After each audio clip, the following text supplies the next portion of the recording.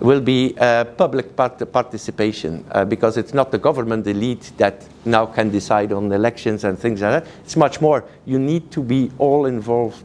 As the ambassador has indicated, the country needs to be given back to the population of the things like that. Yeah.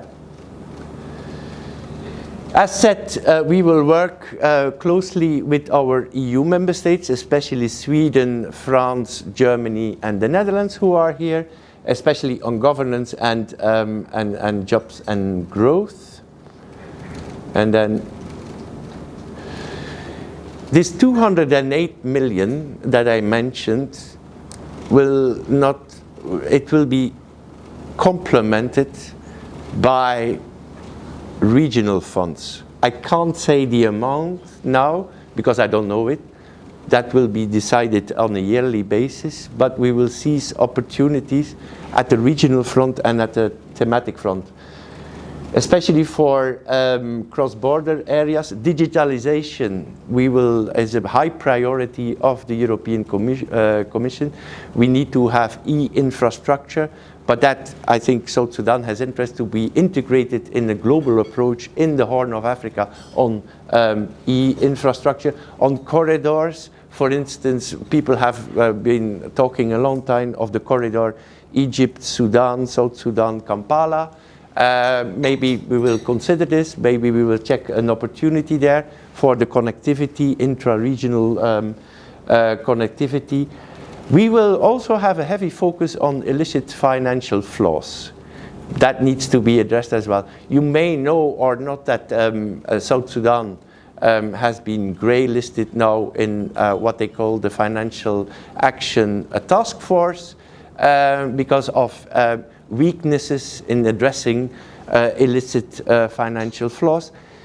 I don't have to explain to you also that South Sudan takes the deplorable last place in the corruption perception index. It takes the 180th place of 100. So corruption is an issue. Let's not be blind. We will address it via PFM, but also on the regional front in collaboration with other countries. We will do that as well. And then, of course, the refugees, climate change, adaptation, human rights is a fundamental value, and we will address this as well.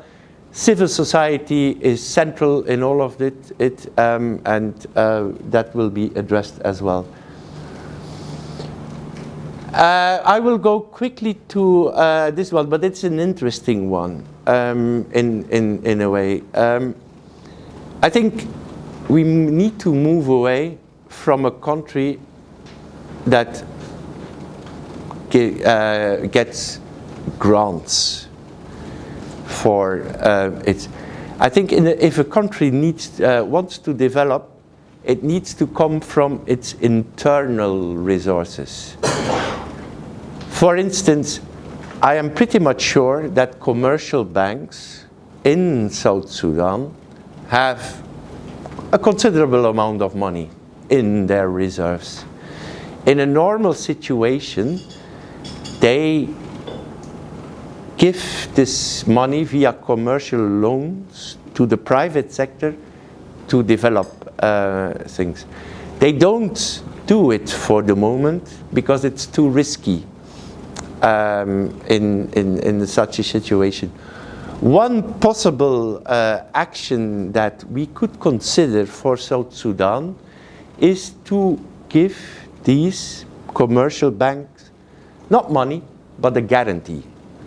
Let's say we give a guarantee of 4 million euros to a commercial bank, and let's say that they have, that means that they can give commercial loans, and if they fail, if the private sector fails to give it back, then we call up the guarantee and give the money to the bank. So it's a bit risk sharing.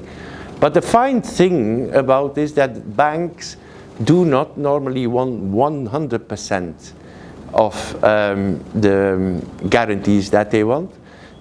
I talked to the DG of EcoBank, he says, give me a guarantee of 1/3, and that's sufficient. So in that logic, that would mean if we give a guarantee of 4 million, the commercial banks could give 12 million from their internal resources to the private sector. And I think that is much more the way forward that we need to take on development. It's not, it's too, listen, I will be very honest, there is crisis all over the place with COVID and things like that. Development money becomes very scarce, and we have to look at every euro. The taxpayers are reluctant to pay development aid if they don't see change, and that's why I think South Sudan, in partnership with the government, not only South Sudan, the whole of Africa, will need to think about new modalities for development aid. Voila, I think that is it.